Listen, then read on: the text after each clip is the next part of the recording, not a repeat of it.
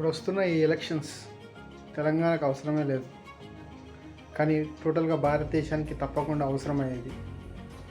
So ఒక 2 సంవత్సరాల కింద అటాక్ అయిన మిలిటరీ వాళ్ళపైన అటాక్ అయిన 14th Feb అందరికీ తెలిసింది. సో దానికోసం కట్ చేస్తే దానికన్నా పెద్దది మారణకాండ జరిగింది.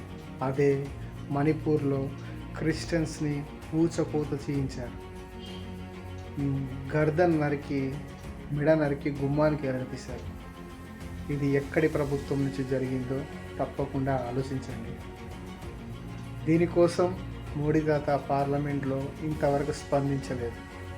ఒక బ్రెజిలర్ మణిపూర్ కోసం పట్టించుకోండి అన్నా కానీ ఇంతవరకు మణిపూర్లో ఎటువంటి సంఘటన లేదు. ఒక్కడు వెళ్ళాడు, రాహుల్ గాంధీ, మాట్లాడడానికి, సమస్యలు తెలుసుకోవడానికి. గుర్తుపెట్టుకోండి, అన్ని కులం, ఏ కులానికి ఆ కులం గొప్ప, ఏ మతానికి ఆ మతం గొప్ప.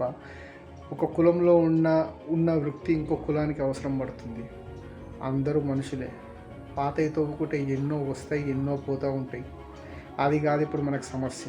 చర్చిల పైన దాడులు, మసీదుల పైన దాడులు, అప్పట్లో మసీదులు మా గుడ్లు. సో బ్యాక్ టు బ్యాక్ తీసుకొద్దాము. ఇది అవసరమా? ప్రతి స్టేట్లో ఒక పెద్ద హాస్పిటల్ అవసరమా? ప్రతి స్టేట్లో ఇంటర్నేషనల్ స్టాండర్డ్ ఉన్న స్కూల్స్ అవసరమా? విద్య, వైద్యం అవసరమా? ఆలోచించుకోండి. మణిపూర్లో జరిగిన ఇష్యూకి చాలామంది క్రిస్టియన్స్ మనోభావాలు, ఫ్యామిలీలే పోయాయి. హెడ్ షాట్స్ కొట్టారు, ఎంతో మందిని చంపారు. అది ఎవరు చంపించారు, ఎలా అయింది, మత చిచ్చులు ఎలా చెలరేగాయి, దానిపైన ఆలోచించుకొని ఓటేయండి. లేదు మేము మళ్ళీ అదే పక్కన పడతాం, మళ్ళీ మేము అదే నిదానంలో వెళ్తామంటే పోయేది ఏమీ లేదు బ్రదర్. ఇంకొక 5 ఏళ్ళు నాశనం అవుతుంది అంతే ప్రభుత్వం. 5 ఏళ్ళు, ఇంకొక 5 ఏళ్ళు నాశనం అయిపోతుంది దేశం. అంతకు మించింది ఏం లేదు. ఖచ్చితంగా రెవల్యూషన్ అనేది స్టార్ట్ అవుతుంది, అయి తీరుతుంది.